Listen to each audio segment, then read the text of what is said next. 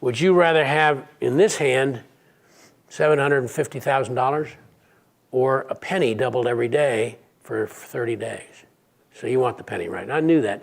So instead of $750,000, I'm going to make it $2 million in my right hand versus the penny, doubled every day for 30 days.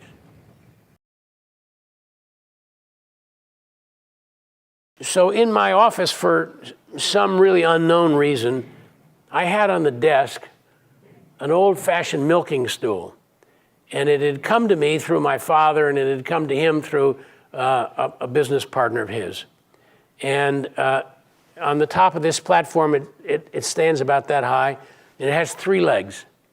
And the first 2 are in the front, and the third one is in the middle and the back, and they're splayed. And a farmer who was milking his cow would grab that back leg and sort of just stick it up under his behind as he sat down to milk a cow. This was in the old days when they did it by hand.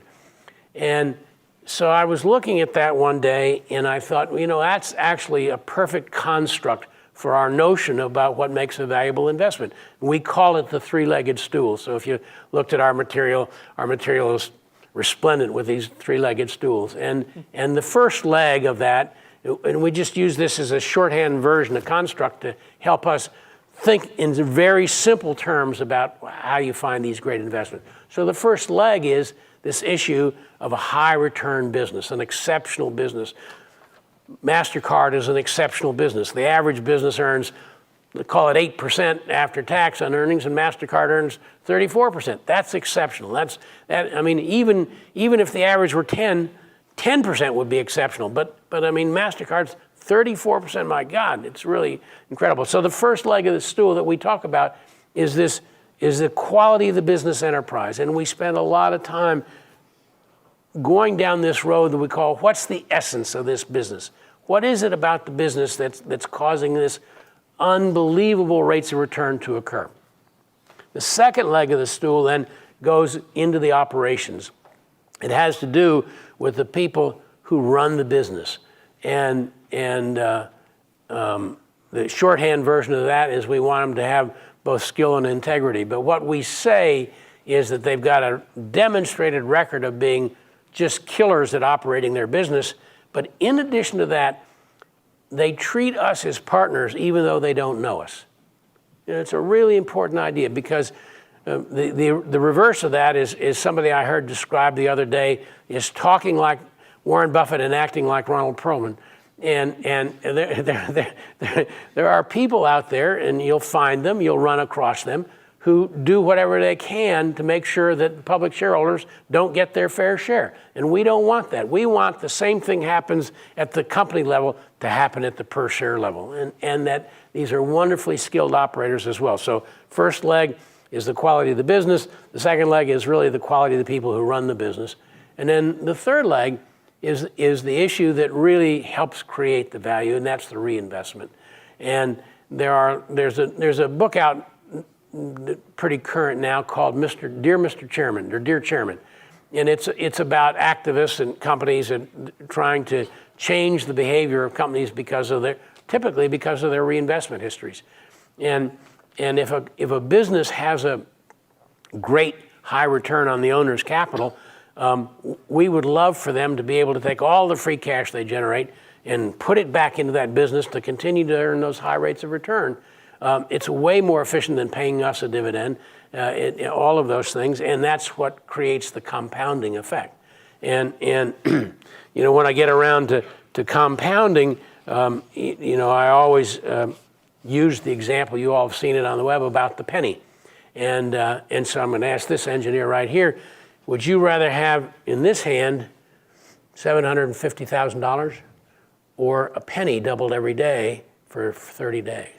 So you want the penny, right? I knew that. So instead of $750,000, I'm going to make it $2 million in my right hand versus the penny, doubled every day for 30 days. You still want the penny. So I figured that. How about $2.1 million? Well, I mean, it was, this choice, it was $2 million before. You still took the penny. I'm saying, how about if I make it $2.1 million? That's a lot of money. I picked the $2 million. Yeah, see? Now, who knows right off the top of the head what that figure is 10.8 million? Yeah, it's 10.8 million. It's 10,737,000 or something like that, and some change. And so the simple arithmetic is it's 100% return for 30 periods, you know? And that's the power of compounding. And so the really great thing about compounding, I tell people, is, you know, if you have a stock that's going up 10 times, the next time it doubles, it's going up 20. And the next time it doubles, it's going up 40 times. What? You know, compound interest and compound return is just, it's staggering. Actually, I have a correspondence with Warren Buffett about this, and he always has said, as it relates to compounding, either you get it or you don't. And I wrote him a letter and I said, you know, that was not my experience. My experience was I didn't get it until I experienced it. And that goes to this whole issue of investing. I have never been able to learn from other people's mistakes. You know, I have to make my own. And so this process is designed to help me and my colleagues and partners have focus as it relates to how we're going to invest. We have a private investment partnership that's been around for 23 years, and it's compounded at 15.25% net to the partners versus 9.2% for the S&P during that specific period of time. So 23 years, 600 basis points over the market. This is the outcome of using this thought process in our investments. And in the early works that I read that were very important to me were books like John Train's The Money Masters. It was the first written story about Warren Buffett other than a Forbes magazine article and that sort of stuff. And in that, Buffett outlines the only place that I've ever seen it. He gives the characteristics of a great business and the characteristics of what makes a great investor. And that was a very important book to me. I read things like The Intelligent Investor, Ben Graham wrote. In 1972, I came across a book that was reviewed in Barron's called 100 to 1 in the Stock Market. And it was written by a Boston investment manager. His name was Thomas Phelps. And what was interesting to me was that it really made me come around and focus on the idea of compound return. He never actually explicitly talks about compound return, but he identified roughly 350 businesses, public companies, that you could have invested in beginning in the mid-30s all the way up to 71 and made 100 times your money. And in fact, there were a couple of instances where you'd have made 100 times your money in just 2 or 3 years, a really quite extraordinary thing. The difference in all of those, of course, has to do with the rate at which you compound your capital. And I have a little bit of an arithmetic proof of that if you're interested. You take a $10 stock with a $5 book and $1 worth of earnings, so it's 10 times earnings, it's 2 times book, and it's a 20% ROE. And you apply that to the company and see what happens to the stock price. So you add that $1 worth of that 20% ROE, you add that dollar to the 5, you have a $6 book. 2 times book is 12. You have a 10 times earnings. By the way, it's $1.20 in earnings now. 10 times earnings is 12. So the stock price moves identically with the ROE in the business. And on a constant valuation, absent any distributions, that's sort of my very modest level of a proof of this notion. And it's a valuable notion, and it's served us well for a long period of time. So then my next question is, well, how is it that we identify an investment which will likely lead us to an above average rate of return? What are the characteristics and what kinds of businesses earn above average rates of return? So we say very, very carefully that we like to fish in the pond of high return businesses. And so it makes it much easier for us to get our focus up front. Is we start with the notion of what kind of returns on capital does that business earn?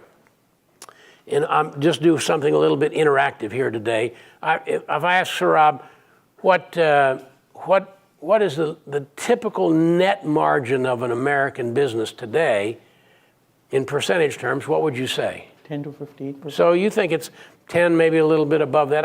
I'd suggest that most people answer it's probably in mid or upper single digits. All right? And an investment that we own, I'll come back around to later on, is MasterCard and Visa. And does anybody want to guess what the net margins of MasterCard, Visa are? 40. There you go. So they're in the mid 30s. You know, and you could cut that in half twice, and at worst it would be an average business. It's extraordinary. So and I actually was talking to some people about this at the Munger meeting the other day, people who are well schooled in the market and good investors, and they had no idea. They just didn't think of it that way. But that happens to be the way we think about it because we have this little idea that our returns will be affected by the quality of the business and the rate at which it can grow the economic value per share. So, by the way, in MasterCard, I can come back to it, but it also then causes us to spend a lot of time trying to figure out, well, why is that so? What is it about the essence of that business that allows them to earn returns that cause them to have a big bullseye on their back, that everybody, all other companies want a piece of a business that has returns that are that high?